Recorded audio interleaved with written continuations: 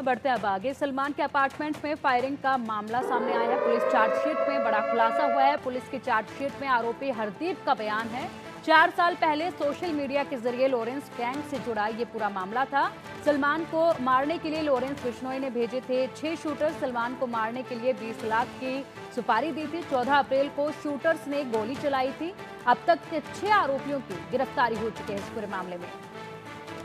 तो सलमान को मारने के लिए 20 लाख रुपए की सुपारी दी गई थी। 14 अप्रैल को शूटर्स ने गोली चलाई थी। अब तक 6 आरोपियों की इस पूरे मामले में गिरफ्तारी हो चुकी है और स्टेटमेंट उनका लिया जा चुका है। सलमान के अपार्टमेंट में फायरिंग हुई थी और उस पूरे मामले में चार्जशीट में बड़े खुलासे हुए हैं। पुलिस की चार्जशीट में आरोपी हरदीप का बयान दर्ज किया गया। 4 साल पहले सोशल मीडिया के जरिए हरदीप लॉरेंस गैंग से जुड़ा था।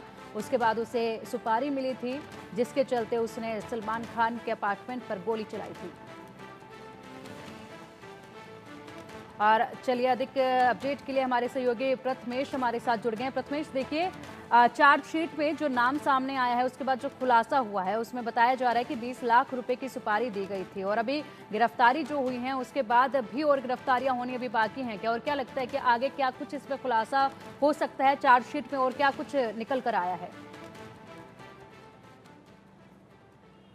जी बिल्कुल, अगर बात करूँ किस तरीके से जो firing case Salman Khan firing case हुआ था, जिसके बाद पहले तो 2 लोगों को गिरफ्तार कर लिया गया था, जिसके बाद लगातार पूरे जो 6 गिरफ्तारी है वो हो गए थे और उसके बाद अब पुलिस ने जो है मकोका कोर्ट में जो 1700 पेज की जो चार्जशीट है वो उन्होंने मुंबई पुलिस ने बना दी है और वो उसमें कुछ जो खुलासे हैं वो किए गए थे कि जिस तरीके से लॉरेंस बिश्नोई और अनमोल बिश्नोई और जिस तरीके से विक्की गुप्ता है, तो इन लोगों के बीच में जो है कॉन्फ्रेंस कॉल के जरिए बात हुई थी और और उनके जरिए लॉरेंस बिश्नोई के जरिए पैसे दिए गए थे, अनमोल बिश्नोई के जरिए इन्हें पैसे दिए गए थे ये काम करने के लिए ताकि ये सलमान खान को मार सके। लेकिन जो इनका जो एक काम है वो कामयाब नहीं हुआ, जिसके बाद लगातार जो मुंबई क्राइम ब्रांच की टीम है वो लगातार जांच कर रही थी और अब जो है चार्जशीट दाखिल कर दिए। हालांकि जिस तरीके से उन्हें 20 लाख रुपए के करीब उन्हें पैसे दिए गए थे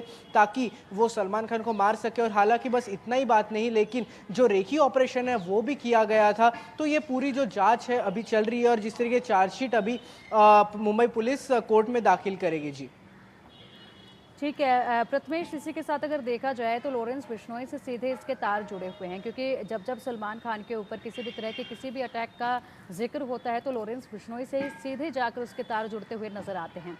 ऐसे में यहाँ पर बताया जा रहा है कि महज 4 साल पहले ही मुलाकात हुई थी और उसके बाद ये 20 लाख रुपए की सुपारी दी गई थी, जिसके चलते ये काम किया गया। इसके बीच में एक बार ऐसा भी हुआ था कि सलमान खान के नाम पर कैब बुक करके उनके अपार्टमेंट के बाहर भी भेजी गई थी। ऐसी कई गतिविधियां थी जो लगातार हुई थी। उसके बाद 6 गिरफ्तारियां इस पूरे मामले में हुई हैं। चार्जशीट जाकर अब दाखिल होगी और उसमें कई खुलासे भी अभी होने बाकी हैं। क्या लग रहा है कि क्या सीधा सीधा कनेक्शन जो लॉरेंस बिश्नोई तक अभी तक जा रहा है उसके अलावा कुछ और नाम भी इस पूरे मामले में सामने आ सकते हैं क्या पूछताछ में? जी, अगर मैं बात करूं किस तरीके से एफआईआर में लॉरेंस बिश्नोई, अनमोल बिश्नोई का भी नाम उसमें मौजूद है, तो अगर जैसे आपने बात की कि कैब भेजी गई थी, तो ये जो पूरा रेकी ऑपरेशन है ये बहुत दिन पहले से ही चल रहा था। उनके जो एक पनवेल में स्थित फार्म हाउस है सलमान खान का, वहां पर भी ये रेकी ऑपरेशन चला था। लेकिन जिस तरीके से जो अप्रैल के महीने में ये जो एक बड़ा हादसा हुआ था, उनके जो घर के बाहर एक फायरिंग की गई थी, जिसके बाद लगातार जो पुलिस है जांच में जुटी थी। तापी नदी से बल्कि जो पिस्तल है वो बरामद की गई थी। उसके बाद विक्की गुप्ता, सागर पाल, इन दोनों को मुंबई क्राइम ब्रांच ने अरेस्ट किया, जिसके बाद लगातार जो नाम है वो खुल रहे थे, कहाँ ये रह रहे थे, कैसे इनके पास जो पिस्तल है वो आई, ये इन सब चीज़ों पे मुंबई पुलिस जांच की और अभी जो चार्जशीट है वो दाखिल की। हालांकि चार्जशीट में लॉरेंस बिश्नोई और उसके बाद जितने भी जो गैंगस्टर्स हैं उनके भी नाम इसमें शामिल है। तो ये सब चीज़ों के ऊपर मुंबई पुलिस फिलहाल जांच कर रही है। जी ठीक है, इसी के साथ अगर बात करें तो 6 लोगों के नाम इसमें सामने आ रहे हैं कि 6 लोगों को ये मोटी रकम दी गई थी। ये जो 6 लोग हैं ये कौन कौन वो लोग हैं और किस किस हिस्से से आते हैं ये लोग?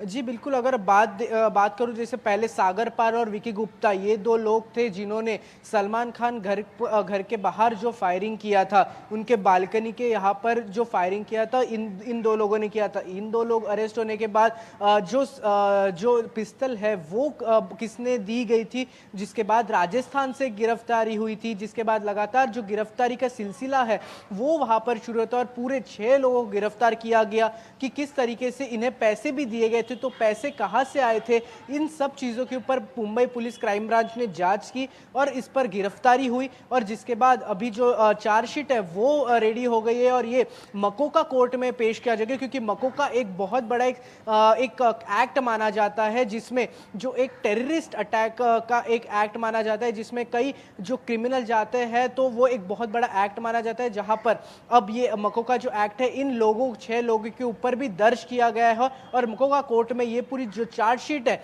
मुंबई क्राइम ब्रांच पेश करेगी। ठीक है प्रथमेश, शुक्रिया आपका इन तमाम अपडेट्स के लिए। बुलेटिन में यहाँ रुकते हैं एक छोटे से ब्रेक के लिए। खबरों का सिलसिला लगातार जारी रहेगा।